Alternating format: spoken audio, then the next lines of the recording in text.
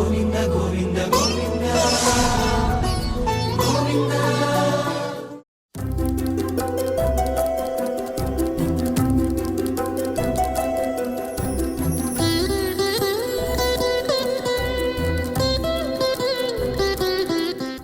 ఓం నమో వెంకటేశాయ. బాలముకుందం కార్యక్రమానికి స్వాగతం.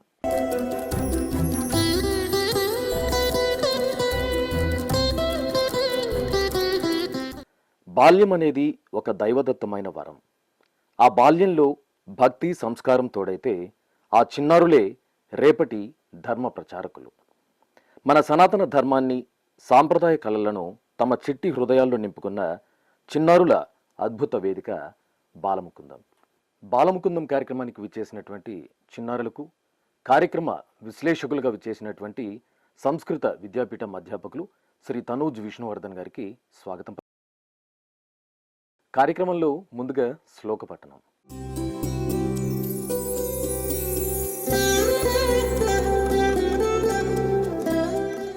శబ్దం పవిత్రమైతే మనస్సు ప్రశాంతమవుతుంది.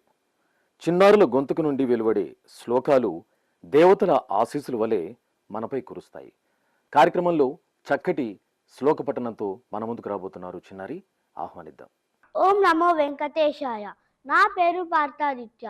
నేను క్యాండోర్ నేషనల్ పబ్లిక్ స్కూల్ నుండి 3వ తరగతి చదువుతున్నాను. ఇవాళ నేను మోక్ష సన్యాస యోగం నుండి 10 శ్లోకాలు చెప్పబోతున్నాను.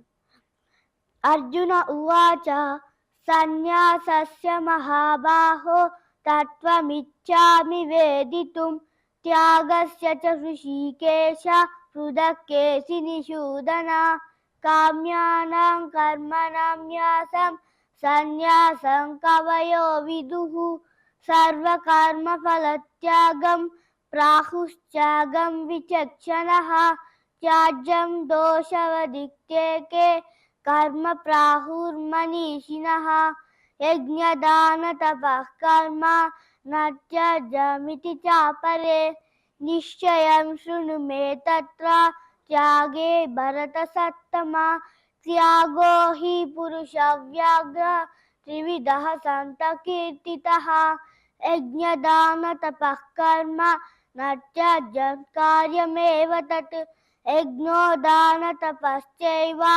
పావనాని మనీషిణాం ఏతాన్యపి తు కర్మాణి సంగం త్యక్త్వా ఫలాని చ కర్తవ్యానీతి మే పార్థ నిశ్చితం మతముత్తమం నియతస్య తు సన్యాసః కర్మణో నోపపద్యతే మోహాతస్య పరిత్యాగః తామసః పరికీర్తితః దుఃఖమిత్యేవ యత్కర్మ కాయక్లేశభయత్యజేత్ సకృత్వా రాజసం త్యాగం నైవ త్యాగఫలం లభేత్ కార్యమిత్యేవ యత్కర్మ నియతం క్రియతే అర్జున సంగం త్యక్త్వా ఫలం చైవ సత్యాగః సాత్వికో మతః న ద్వేష్య కుశలం కర్మ కుశలేనానుసజ్జతే త్యాగి సత్వ సమావిష్టో మేధావి చిన్న సంశయః. ధన్యవాదాలు. గురుగారు, చిన్నారి వినిపించినటువంటి ఈ శ్లోకం గురించి మాకు తెలియజేస్తారా? చిన్నారి, భగవద్గీతలోని మోక్ష సన్యాస యోగంలో 10 శ్లోకాలు, ప్రధానమైనటువంటి శ్లోకాల్ని చాలా చక్కగా పఠించాడు ఈ రోజున. భగవద్గీత ప్రధానంగా కూడా ఉన్నటువంటి 18 అధ్యాయాలలో 3 ప్రధానమైనటువంటి భాగాలు ఉన్నాయి.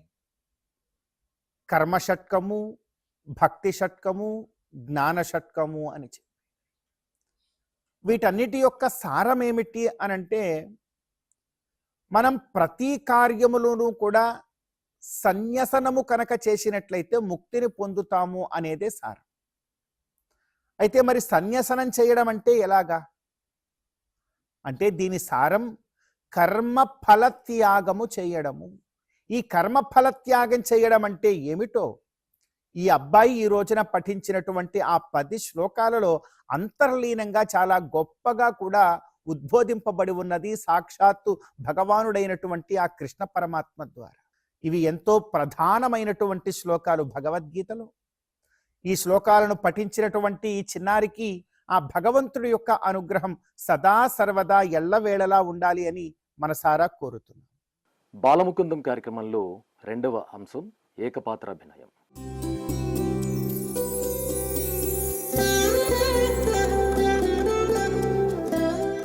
చరిత్ర పుటల్లో నిలిచిపోయిన మహోన్నత పాత్రలకు మన చిన్నారులు ప్రాణం పోయబోతున్నారు.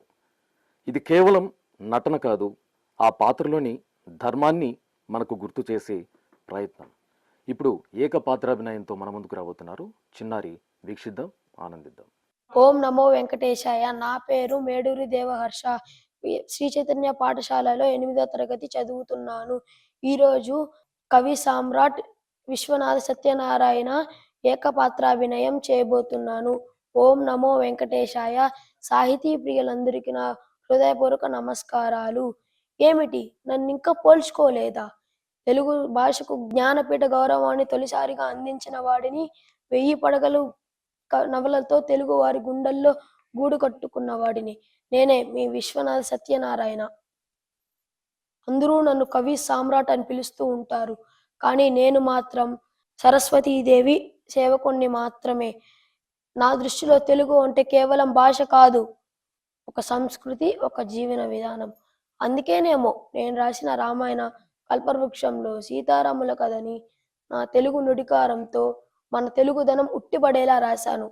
ఆ రాముడి దయ వల్ల ఆ గ్రంథానికి జ్ఞానపీఠ పురస్కారం లభించింది. నేను రాసిన 1000 పడగలు నవలు కేవలం కథ కాదు, మన భారత ధర్మానికి, మారుతున్న కాలానికి మధ్య జరుగుతున్న సంఘర్షణ, మన సనాతన ధర్మాలు గుర్తు చేయడమే నా తపన. పిల్లలు పెద్దలు ఈ రోజుల్లో ఇంగ్లీష్ మోజులో పడి మన అమ్మ లాంటి సొంత భాషని మర్చిపోతున్నారేమో అని అప్పుడప్పుడు భయంగా ఉంటుంది. పరభాషను చేర్చుకోవడం తప్పు కాదు, కానీ పరభాష పాండిత్యం కోసం సొంత భాషని చంపుకోవద్దు.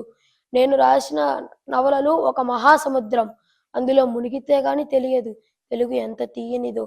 ఆ శ్రీనివాసుడు ధరను వల్ల, మీ అందరి ఆదరణ వల్ల నేను తెలుగు సాహిత్యం ఉన్నంత కాలం మీ గుండెల్లో బ్రతుకుతూ ఉంటాను. ధర్మాన్ని కాపాడదాం, తెలుగును బ్రతికిద్దాం. స్వస్తి. గురుగారు, చిన్నారి ప్రదర్శించిన ఈ ఏకపాత్రాభినయం గురించి మాకు తెలియజేస్తారా? ఈ రోజున బాలముకుందం కార్యక్రమంలో ఏకపాత్రాభినయ ఘట్టంలో భాగంగా తెలుగు కవి సామ్రాట్ అయినటువంటి విశ్వనాథ సత్యనారాయణ గారి పాత్రలో చిన్నారి చాలా చక్కగా అలరించారు.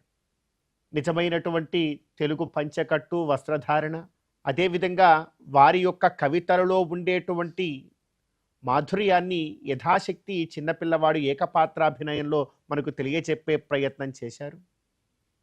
ఏది ఏమైనా కూడా ఎంతో చక్కనైనటువంటి తీయని మధుర భాష తెలుగు. ఆ భాష యొక్క ఔన్నత్యాన్ని దిగంతరాలకు వ్యాపింపజేసినటువంటి వారు విశ్వనాథ సత్యనారాయణ గారు. వారిలాంటి గొప్పదైనటువంటి సాహితీవేత్తగా ఈ చిన్నారి ఎదగాలి అని, ఆ గోవిందుడి యొక్క అనుగ్రహం ఈ చిన్నారికి సదా సర్వదా ఉండాలి అని మనసారా కోరుతున్నాం. బాలముకుందం కార్యక్రమంలో 3వ అంశం కళావైభవం.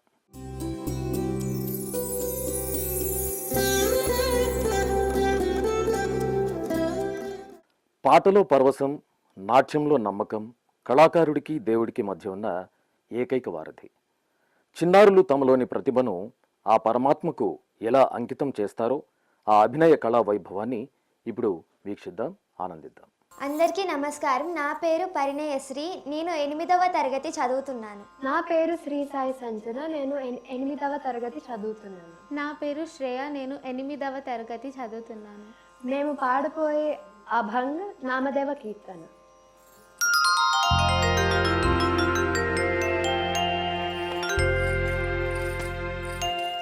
నామదేవ కీర్తన కరే ప్రేమ భగనాశే పాండురంగా.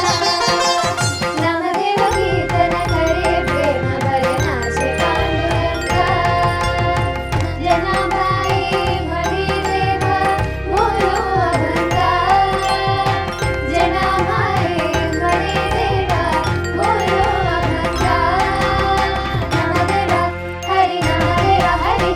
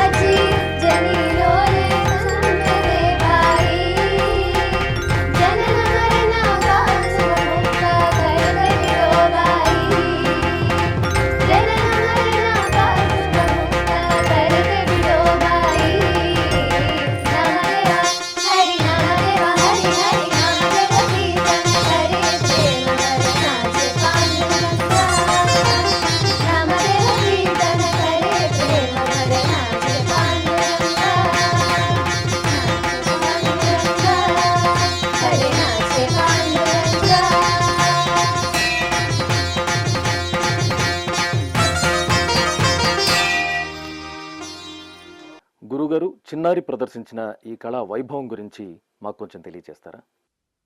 బాలముకుందం కార్యక్రమంలో ఈ కళా వైభవ ఘట్టం చాలా ప్రధానమైనటువంటిది.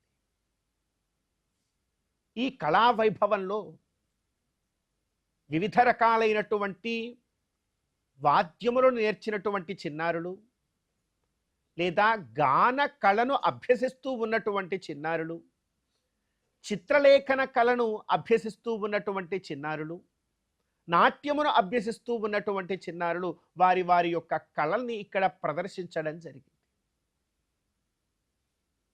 అనేక కళలు మన భారతావనిలో పుట్టాయి. శ్రీ వెంకటేశ్వర స్వామి వారిని కూడా మనం షోడశ కళానిధికి షోడశోపచారములు అంటూ ఆరాధన చేస్తాం. చతుషష్ఠి కళలు అని మన వేద ఇతిహాస పురాణములలో మనకందరూ కూడా ఉపదేశించి ఉన్నారు. ఈ ప్రతి ఒక్క కళ కూడా మానవ జీవితంలో ఒక ఔన్నత్యాన్ని తెచ్చిపెడుతుంది. ఆ జీవితానికి ఒక సార్థకత అనేటువంటి దాన్ని చేకూర్చి పెడుతుంది. అటువంటి కళలను ఈ చిన్నారులు ఎంతో గొప్పగా ఈ రోజున ఇక్కడ ప్రదర్శించడం జరిగింది. ఈ చిన్నారులందరికీ కూడా గోవిందుడి యొక్క అనుగ్రహం సదా సర్వదా ఉండాలి అని, ఏ విధంగా అయితే ఈ రోజున శ్రీ వెంకటేశ్వర భక్తి ఛానల్ ప్రసారములలో బాలముకుందం కార్యక్రమం వేదికగా వీరు కళా ప్రదర్శనం చేశారు, ఇలాంటి గొప్ప గొప్ప వేదికల్లో ఇంకా ఇంకా గొప్పదైనటువంటి వీరి కళా ఉపాసన ప్రదర్శనను చేయగలిగేటువంటి అవకాశం ఈ చిన్నారులకు కలగాలి అని మనసారా కోరుతున్నాను. బాలముకుందం కార్యక్రమంలో 4వ అంశం సంప్రదాయ వస్త్రధారణ.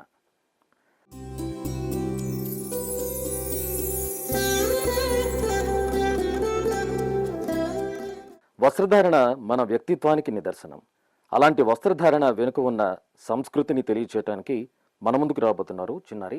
ఆహ్వానిద్దాం. ఓం నమో వెంకటేశాయ. నా పేరు టిఎస్ హెర్షిత సాయి. భారతీయ విద్యాభవన్లో 4వ తరగతి చదువుతున్నాను. ఓం నమో వెంకటేశాయ. నా పేరు మోహిత్. నేను 2వ తరగతి చదువుతున్నాను. నేను భారతీయ విద్యాభవన్ నుంచి వచ్చాను. ఈరోజు నేను మన పొరుగు రాష్ట్రమైన కళలకు మరియు దేవాలయాలకు నిలయమైన తమిళనాడు సంప్రదాయ వస్త్రధారణ గురించి మాట్లాడబోతున్నాను. దక్షిణ భారతదేశంలో ప్రతి రాష్ట్రానికి ఒక ప్రత్యేకత ఉంటుంది. అందులో తమిళుల వస్త్రధారణ ఎంతో ప్రత్యేకంగా కళాత్మకంగా ఉంటుంది. పురుషులు ప్రధానంగా వేష్టి ధరిస్తారు. మనం దీన్ని తెలుగులో పంచ అని పిలుస్తాము. సాధారణంగా తెల్లటి రంగులో ఉండే ఈ వేష్టిని వారు నడుముకు చుట్టుకుంటాడు. నేను స్త్రీ వస్త్రధారణ గురించి మాట్లాడబోతున్నాను. తమిళ సాంప్రదాయంలో స్త్రీల వస్త్రధారణ అత్యంత రమణీయంగా ఉంటుంది. కంచిపట్టు. తమిళనాడు అనగానే మనకి వెంటనే గుర్తుకు వచ్చేది కాంచీపురం కంచిపట్టు. అది ప్రపంచంలోనే అత్యంత ప్రసిద్ధి చెందినది. వివాహాలు, పండుగలలో తమిళ స్త్రీలు ఈ భారీ అంచుగల కంచిపట్టు చీరను ధరిస్తారు. చీర కట్టు విధానం. చీరను కట్టుకునే విధానాన్ని మడిసార్ అంటారు. ఇది పురాతన సాంప్రదాయ చిహ్నం. మనం ముఖ్యంగా తెలుసుకోవాల్సింది ప్రతి రాష్ట్రం యొక్క సాంప్రదాయాన్ని గౌరవించి కాపాడుకుందాం. నండ్రి. విశేషం ఏమిటంటే తమిళనాడులో ముఖ్యమంత్రుల నుండి సామాన్యుల వరకు అందరూ అధికారిక కార్యక్రమాలలో కూడా ఈ వేష్టిని వారు ధరించి వాళ్ళ సంస్కృతిని గర్వంగా చాటుకుంటారు. నండ్రి. గురుగారు, చిన్నారి వేసుకున్న వస్త్రధారణ గురించి మాకు తెలియజేస్తారా? ఈ రోజున చిన్నారులిద్దరూ తమిళనాడు సాంప్రదాయపు వస్త్రధారణతో మన ముందుకు వచ్చారు.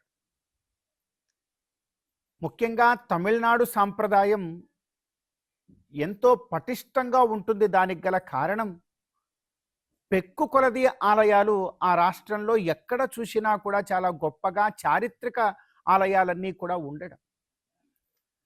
ఆలయాలు అంత విరివిగా ఉండడం వలన ఇంకా సాంప్రదాయాలు చాలా దృఢంగా ఆ తమిళనాడు రాష్ట్రంలో మన కంటికి కనపడుతూ ఉంటాయి. విశేషించి ఆడవారు ధరించేటువంటి ఆ మడి వస్త్రం అది చాలా విశేషంగా, చూస్తే చాలు ఇది తమిళనాడు వస్త్రము అని చెప్పి మనం ఇట్టే చెప్పేయవచ్చు. అటువంటి గొప్పదైనటువంటి కళలెన్నో ఈ భారతావని ఒడిలో ఒక్కొక్క ప్రాంతంలో ఒక్కొక్క రకమైనటువంటి కళా విశేషం అంతా కూడా ఈ భారత గడ్డ మీద మనందరం కూడా చూస్తూ ఉంటాం. అందులో తమిళనాడు సాంప్రదాయపు వస్త్రధారణతో విచ్చేసినటువంటి చిన్నారులు, దాని గురించి వివరించినటువంటి వీరికి ఆ భగవంతుడి యొక్క అనుగ్రహం సదా సర్వదా ఉండాలి అని, ఇంకా సంప్రదాయంలో వీరిరువురు కూడా చక్కనైనటువంటి స్థాయిలో ఉండాలి అని మనసారా కోరుతున్నాం. గురువుగారు, ఈనాటి బాలముకుందం కార్యక్రమంలో ఒక మంచి మాట వినిపిస్తారా?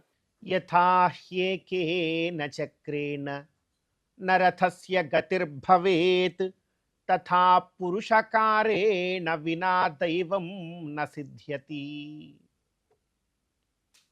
బాలముకుందం కార్యక్రమంలో చిన్నారులందరూ కూడా శ్లోక పఠనం, ఏకపాత్రాభినయం, వస్త్రధారణ, వివిధ రకాలైనటువంటి కళలను ప్రదర్శించేటువంటి గొప్పదైనటువంటి అవకాశాన్ని చిన్నారులు పొందారు.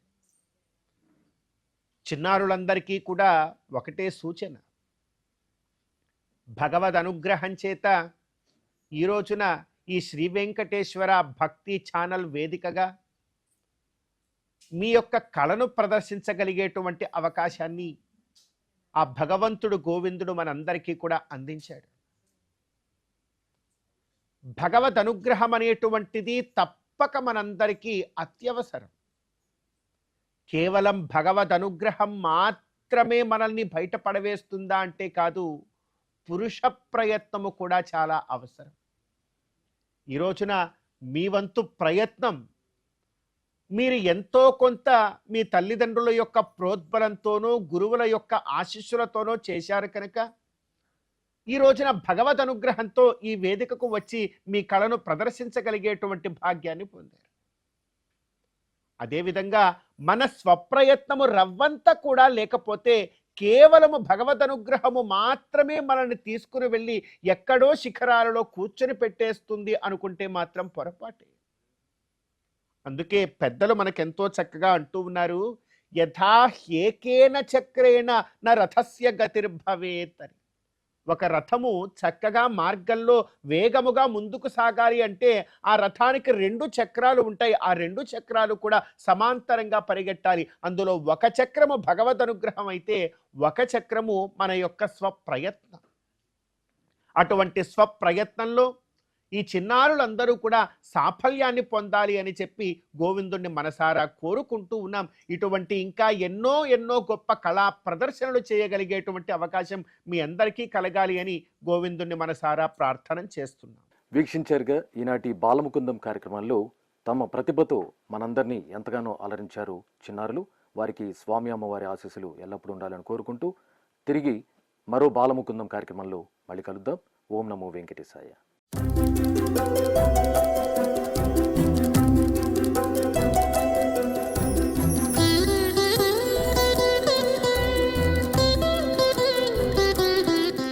గోవింద హరి గోవింద గోవింద హరి గోవింద.